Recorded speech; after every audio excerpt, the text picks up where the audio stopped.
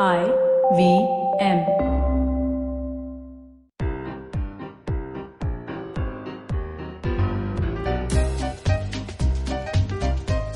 Welcome to The Origin of Things. Episode Showbiz Must Go On.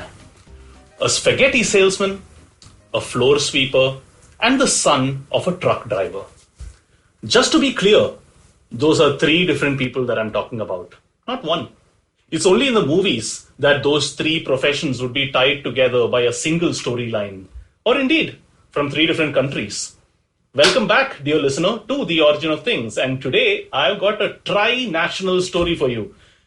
And I need you to remember three names, all right? Three names. Let's start with the son of the spaghetti salesman, Dino.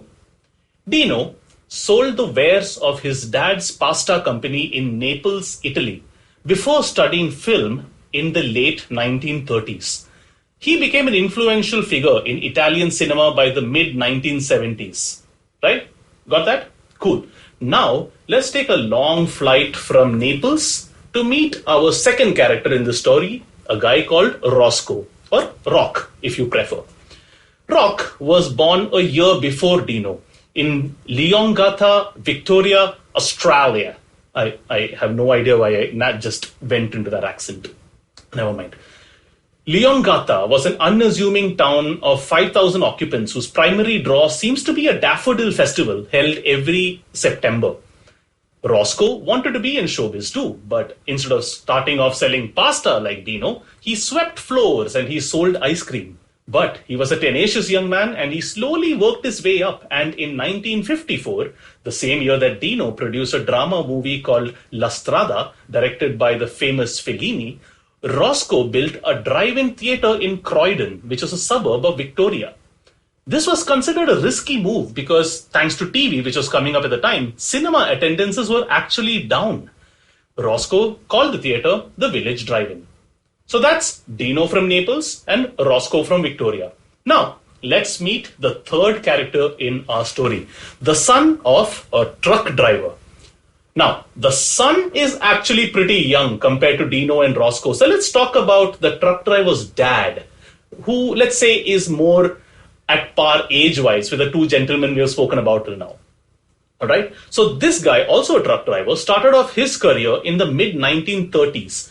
Around the time that Dino in Naples was selling spaghetti and Roscoe in Victoria was sweeping floors, he was driving trucks in Pakistan. That's right. Bet you didn't expect that. Bet you didn't expect that third country to be Pakistan. Well, we have an interesting story.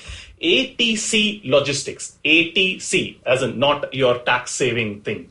ATC Logistics is the name of the company, and it still exists to this day. In fact, the website reads, and I quote, "The beginning was modest and the company served the frontier regions of Lahore, Rawalpindi and Peshawar." End quote. The founder of this company was a man called Lala Sen Das, whose son, Krishnan Mohan, took over the reins of the company and for some reason had the small side business of a movie theatre. Now, Krishnan's own son, Ajay, L.S. Das's grandson, the guy who used to drive trucks in Pakistan, convinced his dad to let him stop working in the trucking business and revamp that old cinema. And boy, did he do a good job of it. Says one article gushing about the place, and I quote, "Watching a Hindi blockbuster here was an experience in itself. At a Thursday night preview of Three Idiots, the entire cinema stood up in unison to give a round of applause. It was akin to watching a film at a festival, where volumes of people shared this great cinematic experience together. As Vidya Sharma scores that last winning goal in Chak De, India, the entire cinema cheered as if we had actually won the World Cup." Fabulous, right? But hey, wait. Three Idiots? Chak De India? Whoa. We need to back up just a little bit over here because we've moved all the way to 2009. We left Dino and Roscoe in the mid-1970s. So let's head back over there before we kind of close things up at the end. You see, Dino, the spaghetti salesman's son, who just started working in movies from Naples, he moved over to the USA, where he became a pretty big name. His company produced Manhunter, the first Hannibal Lecter movie, several Stephen King adaptations, 2 King Kong movies, and distributed movies of a different kind, like Bill and Ted's Excellent Adventure and The Transformers. Dino's company also owned a studio in the Gold Coast in Australia, and that's where we meet Roscoe again. By this time, his company, Village Cinemas, became a pretty successful company and in fact went public in 1989, just 1 year after it acquired Dino's Gold Coast studio in Australia. The result? Roscoe had a bigger company and with it a bigger name, Village Roadshow Limited. The company then expanded into several other things, theme parks, radio networks, and a production company called Village Roadshow Pictures. And if that sounds familiar, it's because they're the co-producers of the Matrix series, the Sherlock Holmes series, the Happy Feet series, the Ocean series, and the Lego movie. Not bad for the company started by a once ice cream salesman and, in a way, a spaghetti seller. But what about that Pakistani dude? Well, I guess by now you've figured out that Pakistani bit was just a ruse. And indeed, we are talking about Indians over here, Indians in Delhi. The grandson, Ajay, took over the cinema, Priya Cinema, in Delhi and wanted to expand. And he found the ideal partner in Roscoe's company in Australia who was willing to invest in his empire dreams, as it were, in India.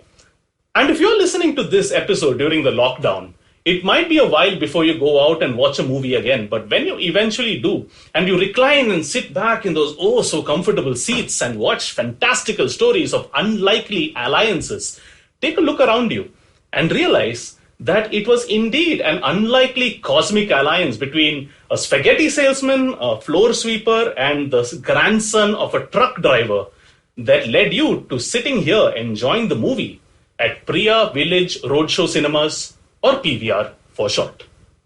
See you next week for another origin story.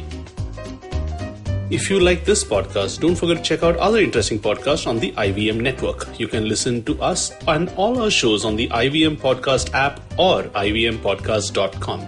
You can also follow us on social media. We are at IVM Podcast on Twitter and Instagram. If you want to reach out to me, that's Chuck_Gopal on Twitter and Chuck of All Trades on Instagram. All links in the show notes of this episode. See you next week. I hope you enjoyed that show. I'd like to thank our sponsors this week, Paytm Money and Intel. Really, really fun week, and I think that you guys should definitely check out some of the stuff we did. So we had Shifa Mehta, who is the host of the show Smile India, on the Paperback Podcast. Really fun thing. On Edges and Sledges, our hosts had an episode just amongst themselves. No guests this time. Really fun show with lots of cool banter. I think you'll enjoy that quite a bit. On Storytellers and Storysellers, Vineet had Shrishti Bell on. Shrishti is the head of Netflix in India, and I think you'll really enjoy that conversation as well. Also, do check out Uncle Please Sit. Joel and Tushar had Anuya Chatarkar on. Anuya hosts the popular YouTube channel Books on Toast. And don't forget others of your old favorites like The Habit Coach, Football Should Ball, All Things Policy. All of them are doing a great job during this pandemic, and you should definitely check them out. And with that, we hope to see you again next week. Advertising is dead. Yep, you heard me right. Advertising is dead. We're all in the content business now. Let's not call it news, TV, radio, etc., etc. It's all content, and we're in the middle of this weirdly exciting phase where all the borders and lines that have been drawn over decades has been swept away by this lovely thing called the internet. We're a show where we don't dwell on just the stuff that is now, but rather the wider stuff about advertising, media, content, and the whole goddamn circus surrounding it. Tune in every Tuesday for our weekly unboxing of the mystery box we used to call advertising. I'm Varun Dugirala, co-founder and content chief at The Glitch, and this is my new podcast, Advertising is Dead.